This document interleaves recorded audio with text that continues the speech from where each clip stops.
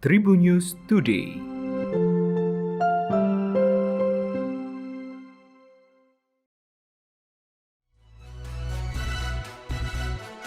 Halo Tribuners, berjumpa kembali dengan Tribun News Podcast. Sejumlah informasi dihadirkan untuk Anda.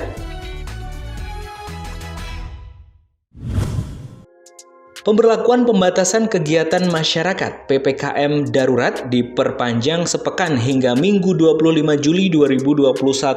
Adapun PPKM darurat mulai bisa dilonggarkan secara bertahap mulai Senin 26 Juli 2021 pekan depan.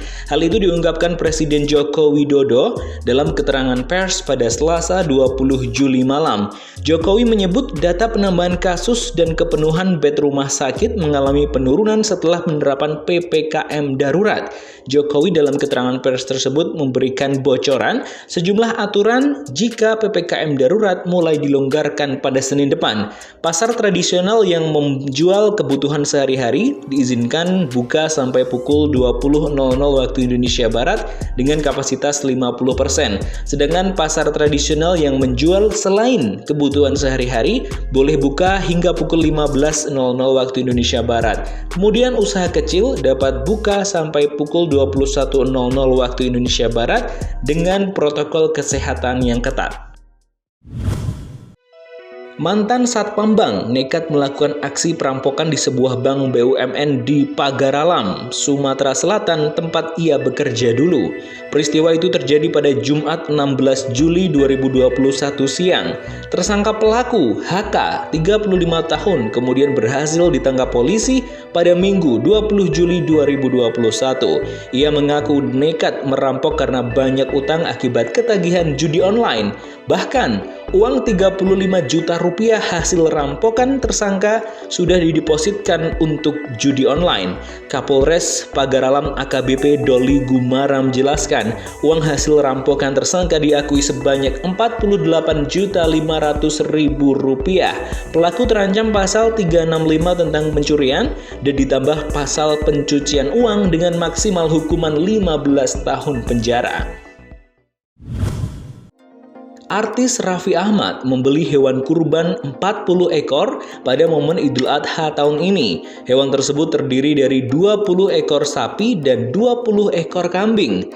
Daging kurban tersebut dibagikan Raffi Ahmad di Jakarta dan Bandung. Raffi mengatakan meski adanya PPKM darurat di Jawa Bali, tidak menahan dirinya untuk tidak berkurban. Ia justru menambah jumlah hewan kurban dari tahun sebelumnya. Akan tetapi dalam proses pemotongan hewan kurbannya, pria 34 tahun ini tidak menyerahkan hewan kurbannya ke rumah pemotongan hewan untuk disembelih. Namun, Raffi menyulap lahan kosong di samping rumahnya di kawasan Lebak Bulus, Jakarta Selatan untuk tempat eksekusi pemotongan hewan kurban. Dari 16 sapi dan 11 ekor kambing yang disembelih di Jakarta, suami Nagita Slavina itu, ia tuliskan nama-nama orang-orang keluarganya dan juga para pekerjanya.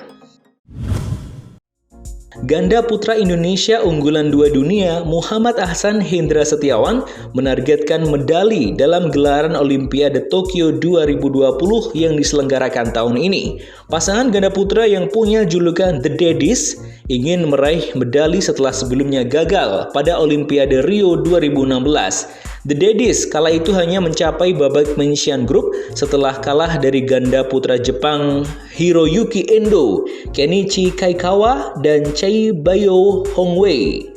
Padahal di laga pertama, Ahsan Hendra sempat menang atas pasangan India Manu Atri Reddy Sumit. Pasca kekalahan tersebut, The Daddies sempat berpisah 1 tahun sebelum kembali bersama dan merajut asa dengan memenangkan 3 gelar kejuaraan dunia. Adapun di Olimpiade Tokyo tahun ini, Ahsan Hendra tergabung di grup D dengan pasangan Aaron Chia Sohwoyi dari Malaysia, Choi Sol-gyu Seo Seung-jae dari Korea Selatan, dan Jason Anthony Ho Shu dan Neil Yakura dari Kanada. Demikian Tribun News Today edisi hari ini. Saya Gilang Putranto, sampai jumpa. Tribun News Today.